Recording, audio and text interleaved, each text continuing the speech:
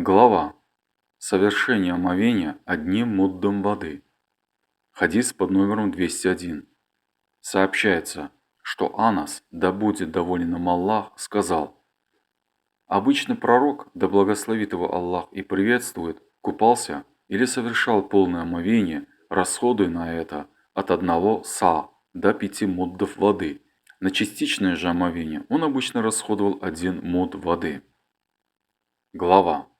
Протирание кожаных носков влажными руками.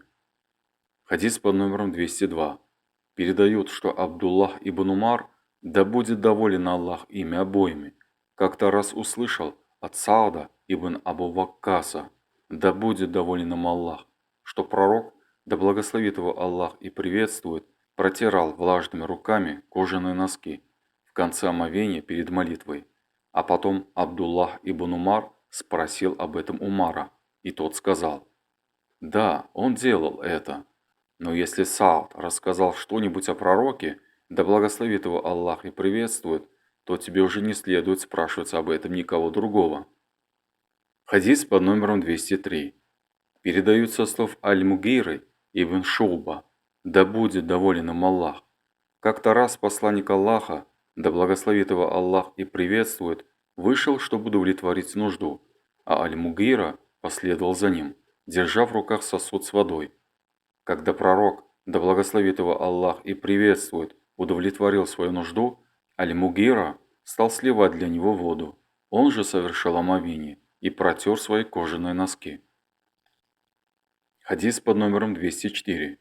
Передаются слов Джафара ибн Амра ибн Умайя ад-Дамри о том, что его отец, да будет доволен им Аллах, рассказывал ему, что он видел, как пророк, да благословит его Аллах и приветствует, протирал влажными руками кожаные носки, завершая свое омовение.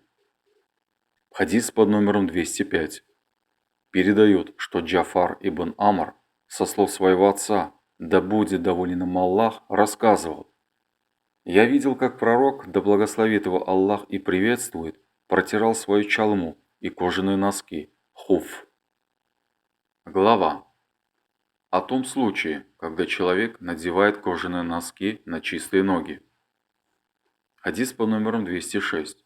Сообщается, что Аль-Мугейра ибн Шуба, да будет доволен им Аллах, сказал: однажды, находясь вместе с пророком, да благословит его Аллах и приветствует, в пути, я нагнулся, чтобы снять с него кожаные носки. Однако он сказал: оставь, ибо я надел их на чистые ноги, после чего протер их. Глава о том, кто, поев баранины и совика, не стал совершать омовение заново.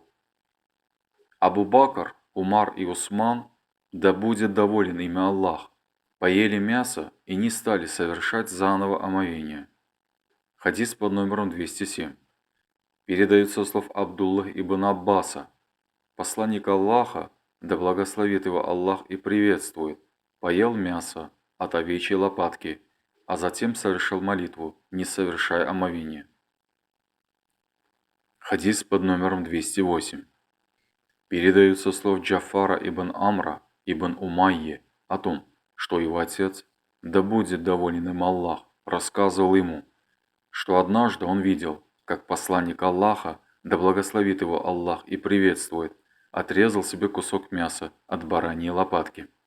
В это время прозвучал призыв к молитве, и он бросил нож и стал молиться, не совершив омовения.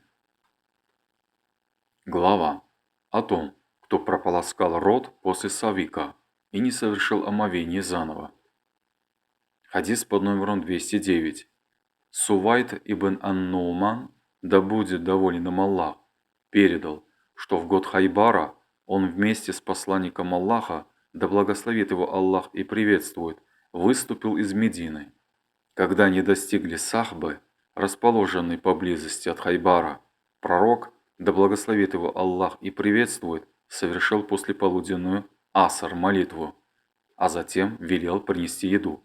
Однако подать могли только савик, который по его велению увлажнили. Затем посланник Аллаха, да благословит его Аллах и приветствует, и все остальные поели, после чего он поднялся с места, для совершения закатной, магриб молитвы и прополоскал рот, что сделали и все остальные. А потом он приступил к молитве, не совершив омовения. Хадис под номером 210. Передается слов Маймуны, да будет доволен ею Аллах, что однажды пророк, да благословит его Аллах и приветствует, съел у нее в доме баранью лопатку, а потом помолился, не совершив омовения.